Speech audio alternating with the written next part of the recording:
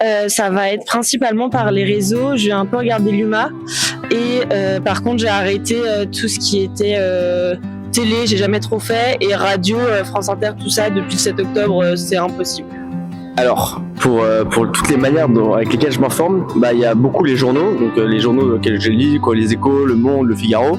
Et après, il y a aussi évidemment les réseaux sociaux, donc Hugo Décrypte et toutes les chaînes un peu comme ça que je peux suivre sur Internet. Voilà. Pour m'informer sur la guerre en Iran, j'utilise beaucoup les réseaux sociaux. Donc je suis notamment abonné à Hugo Décrypte ou divers médias, donc sur TikTok et Instagram.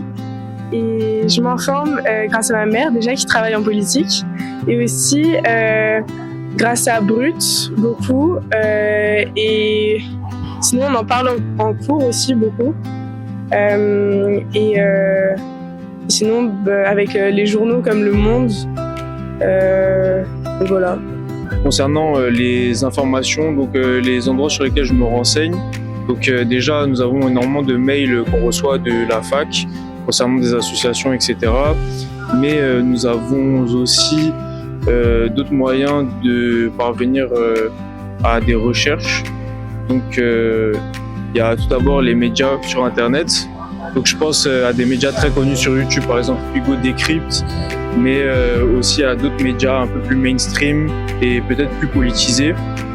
Donc voilà, c'est beaucoup sur Internet, sur les réseaux sociaux, YouTube, sur Instagram, etc. Je m'informe sur la guerre en Iran via déjà les réseaux sociaux en partie, la radio que j'écoute le matin et les médias traditionnels et principalement Le Monde.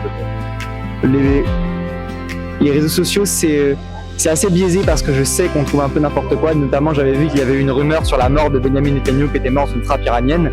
Et ensuite, ça a été démenti. Donc quand même, il y a parfois un peu de n'importe quoi qui passe. Mais il y a sur mon fil aussi, parce que je regarde des choses d'actualité sur les réseaux sociaux, j'ai beaucoup d'informations sur la guerre en Iran.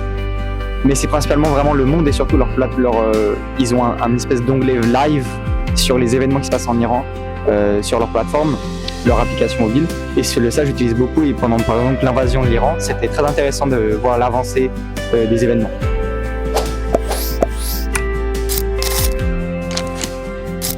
J'ai pas trop regardé du coup pour l'Iran en particulier, et je trouve que pour tout ce qui se passe au Moyen-Orient depuis 2 ans, ils informent très peu, ou alors ils vont reprendre des rhétoriques soit des US, soit parfois d'Israël aussi, et c'est pas complet en fait. C'est toujours très évasif sur certains points et très utiliser des mots militaires alors que c'est des massacres, et ça c'est un problème aussi. Alors je pense pas, parce que je pense qu'il y a une part de fainéantise de la part des Français de s'informer, et en fait souvent les gens vont s'informer principalement sur les réseaux sociaux sans forcément essayer de lire ce qui se passe à l'international, ou en tout cas sur d'autres réseaux qui pourraient leur donner une ouverture d'esprit plus grande. Je pense qu'ils nous informent en partie, mais après il y a certaines informations qui doivent potentiellement être omises, en tout cas c'est ce que je pense, après lesquelles je sais pas, mais je pense qu'il va y avoir une partie de vérité et une part qui n'est pas à divulguer. Je pense que les informations, surtout au niveau des médias mainstream, donc de la télévision, etc., sont des informations assez biaisées. Je pense qu'on n'a pas tous les tenants, tous les aboutissants, et qu'il y a aussi une certaine propagande occidentale qui peut se faire et qui dénigre peut-être l'image de l'Iran par rapport aux véritables actions qui sont menées par d'autres pays, donc notamment les États-Unis et Israël. Certains médias vont protéger soit les États-Unis, soit d'autres l'Iran, mais ils prennent beaucoup part, ils donnent beaucoup leur opinion. Moi je trouve que Le Monde c'est celui qui est le plus, qui donne pas d'opinion et qui explique vraiment les faits sans mettre d'avis dessus. Pour ceux qui s'y intéressent un minimum, je pense qu'ils peuvent aller chercher des informations, mais sinon si on lit juste les journaux comme ça, non je pense pas. Je pense que ça dépend des médias que l'on suit. Je pense à des médias un peu plus entre guillemets libéralistes, si on peut appeler ça même des médias, comme par exemple Scanderia, où là il y a plus une liberté d'expression dans ce qu'ils vont dire, mais il y a certains médias effectivement, on a l'impression qu'ils ne disent pas tout, qu'il y a vraiment un manque d'informations, qu'on cherche à nous cacher certaines choses des fois. Aussi c'est vrai que c'est un petit peu complotiste de dire ça, mais il y a beaucoup d'informations qu'on n'a pas quand on se renseigne aussi, quand on regarde avec des VPN pour regarder les médias des autres pays. on voit qu'il y a une différence. Il y a vraiment une asymétrie d'information, par exemple, entre la France, entre guillemets, l'Europe et le reste des médias.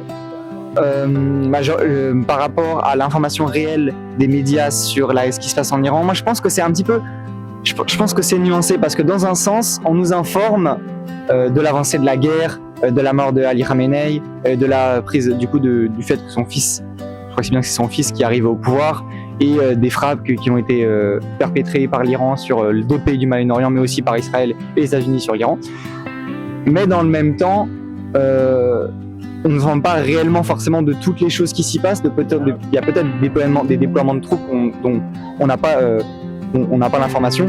Mais aussi, moi, je pense que la guerre, elle a changé et qu'aujourd'hui, c'est quand même plus difficile d'informer sur la guerre parce que c'est devenu beaucoup un envoi de drones, de missiles, de roquettes et beaucoup moins une guerre en face à face qui était facile à décrire à l'époque. Il y a moins l'arrivée de 100 000 soldats américains, comme ça peut être le cas en Irak en 2004, qui arrivent sur le sol, qui envahissent, qui posent leurs tanks, leurs chars, et donc là c'est plus facile de voir, ils sont à tel kilomètre de la capitale, tel kilomètre de telle ville. Là, en tout cas c'est mon impression, peut-être que mon impression est aussi liée au fait qu'on ne vend pas réellement sur les médias, mais le fait que ce soit beaucoup des drones, des roquettes et des attaques à distance, ça rend l'information un petit peu fade sur la guerre. C'est surtout la mort de grands dirigeants, des attaques chirurgicales, la guerre a changé quand même.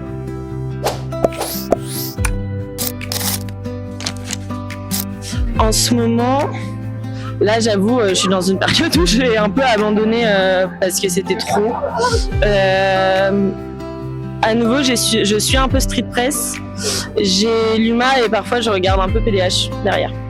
Les noms des journaux, ça va être ce que j'ai dit, ça va être Le Monde, Les Échos, Le Figaro. Après aussi, il y a tout ce qui va être sur les réseaux sociaux, donc Brut. Il y a aussi Hugo Décrypte qui, pour les jeunes en tout cas, est quand même hyper connu. Donc voilà, ça ce serait un peu les principaux médias que j'utilise. Je pense que comme beaucoup de jeunes, je regarde pas du tout la télé, donc je pourrais pas du tout vous dire ce que je pense par rapport à ça, parce que moi j'ai pas de télé chez moi, je suis aucune chaîne de télé, moi je fais que lire les informations sur internet, donc voilà, j'ai aucun avis sur les chaînes télévisées. Pour vraiment m'informer sur les choses, ça va être des médias, donc des réseaux sociaux, principalement, donc comme je disais, Hugo Décrypte, ou alors, donc là j'ai plus les noms en tête, mais je suis abonné à certains médias qui sont plus neutres sur les informations que les médias mainstream, des chaînes de télévision comme CNews ou BFM TV. Donc personnellement, les médias que je privilégie, ça va être beaucoup sur YouTube, beaucoup des vidéos de personnes qui réagissent à la minute, etc. Donc il y a beaucoup Scanderia.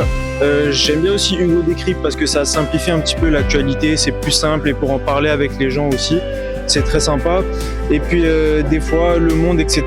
Tous les médias un peu mainstream, c'est important de les regarder pour voir toutes les informations qui passent. Mais c'est pas des sources que je vais privilégier. Par exemple, si je dois m'informer sur quelque chose de profond, je vais plutôt privilégier un média qui n'est pas rattaché à une personne politisée ou par exemple à une personne qui a beaucoup d'argent qui a acheté le média. Voilà. Moi j'utilise beaucoup Le Monde parce que c'est un média que je trouve qui reste bien, il reste quand même très, très formel et très professionnel. Il essaie d'être le plus neutre possible, donc c'est super. Et comme je l'ai dit, ils ont certaines fonctions lorsqu'il y a des grandes attaques. Aussi pour les municipales, ils ont fait ça, et aussi parfois pour les matchs de foot. Leur fonction live qui permet une description des événements en temps réel par des journalistes, où on peut poser des questions et ils nous y répondent. C'est très intéressant. Il y a les réseaux sociaux aussi pour tout le reste, tout ce qui est rumeurs, quand des porte-paroles prennent la parole sur certains sujets. Parfois, je trouve pas ça sur Le Monde, sur mon fil du Monde. Donc, les réseaux sociaux, ça me permet aussi de m'en informer. Et la radio, le matin, c'est surtout pour des analyses des attaques. Pourquoi il aurait fait ça, Donald Trump, pourquoi il aurait fait ça, Khamenei, etc., etc. Et ça, c'est intéressant.